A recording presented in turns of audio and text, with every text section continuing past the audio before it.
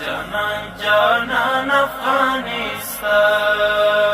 وطن پکړو د مو پیمان سل جوړوي د جهان د ریاست الوزرا اقتصادي مرستیال محترم ملا عبدالغني برادر خوند له لوري نن شنبه د روان لمریز کال د سرطان میاشتې په 24مه نیټه د کابل کندهار لوی لارې لرغندي څخه تر دراني بازار پورې سړک د قیر اچونې چارو پروژه پرانیستل شوه. په یاد مراسمو کې د ریاست الوزرا پر اقتصادي مرستیال سربیره د ټولګټو وزارت سرپرست محترم ملا محمد عیسی ثاني د کابل میدان وردګ ولایتي مسؤلین او د خصوصي سکتور استازو هم حضور درلود. د یاد پروژې د پرانیستو مراسمو ته محترم ملا صاحب د خپل خبرو پر مهال وویل چې د هیواد د نورو لوی لار په پرتله د کابل کندهار پر لوی لار بیروبار زیات دی. د دې لارې د اړول شوي سړک دواړه خواو ته پراته کورونه او پر دغه لارتلونکي مسافر د خامه سړک له دوړو ډیر په تکلیف دي. موږ له قراردادي شرکتونو څخه غواړو چې یاد سړک څومره ژر ممکن وي په ښه کیفیت، پوره صداقت او امانتدارۍ سره ورغوي. همداراز د ریاست الوزرا اقتصادي مرستیال زیاته کړه چې قراردادي شرکتونه د یاد سړک په هغو برخو کې چې د جوړېدو چارې عملاً جریان لري دواړه خواو ته پر فرعي سړکونو د عامو هیوادوالو د تلو راتلو پر مهال اوبه واچوي څو پر دغه لارتلونکو مسافر او شاوخوا کورونو ته تکلیف ونه رسیږي. همدارنګه په غونډه کې د خصوصي سکتور استازو وویل چې د دې لوی لارې په بیا رغېدو سره به د هیواد له جنوب څخه مرکز او بیا شمال ته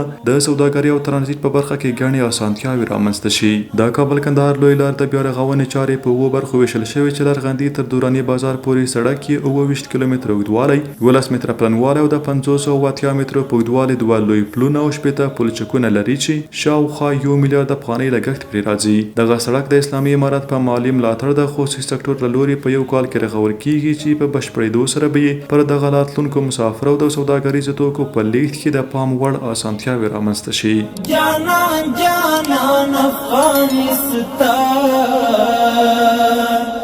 جانان جانان افغانستان جانان جانان افغانستان